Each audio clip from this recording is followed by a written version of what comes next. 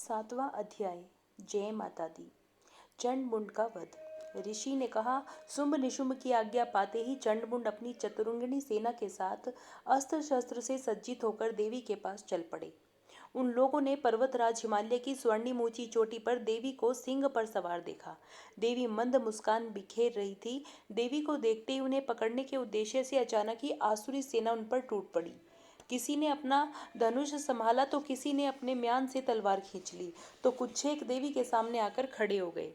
उस समय अंबिका देवी अत्यंत कुपित हो गई। क्रोधानल के धधकने से उनकी मुखाकृति काली हो गई, उनकी भवें तन गई तथा उस स्थान से विकराल काली का प्रादुर्भाव हुआ। उनके हाथ में तलवार का पाश था।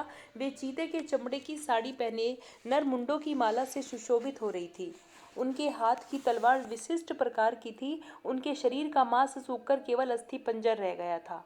ऐसे वेश के कारण उनकी आकृति बड़ी डरावनी लग रही थी। उनके विशाल मुख गह्वर में जीभ लपलपा रही थी, जिसके कारण वे बहुत ही भयंकर दिख रही थी। उनके नेत्र अक्षि कोटरों में भीतर की ओर धंसे हुए थे। उनकी आंखें लाल वर्ण की थी।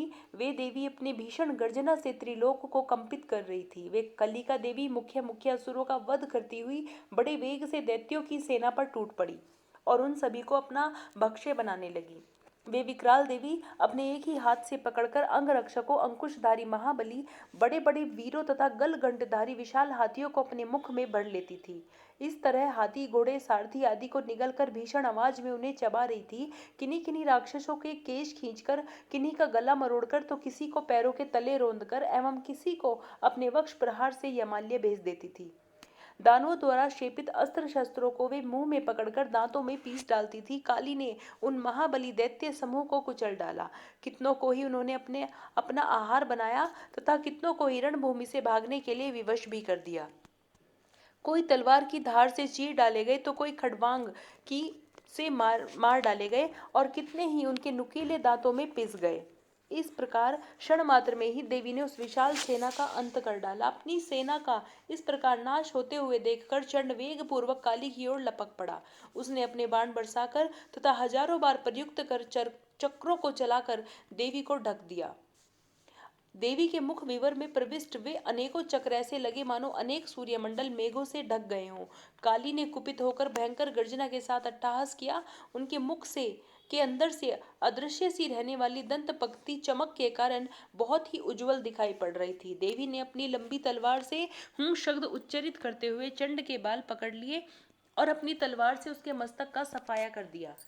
चंड के मरते ही मुंड देवी की ओर तेजी से झपट पड़ा, परंतु देवी ने क्रुद्ध होकर अपनी तलवार से मुंड को भी मार गिराया। चंडमुंड के गिरते ही बची कुची सेना भाग खड़ी हुई। तब देवी चंडमुंड के कटे हुए सिर हाथ में लेकर भगवती चंडिका के पास गई और विकट अट्टहास करके कहने लगी, हे देवी, मैंने इस चंडमुंड नामक महापशु को तुम्हें भेंट किया है। अब आगे युद्ध में शुंभ निशुंभ का वध तुम स्वयं ही करना।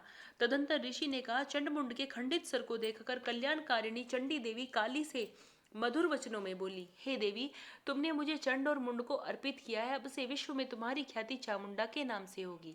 जय माता दी। 7वां अध्याय समाप्तम।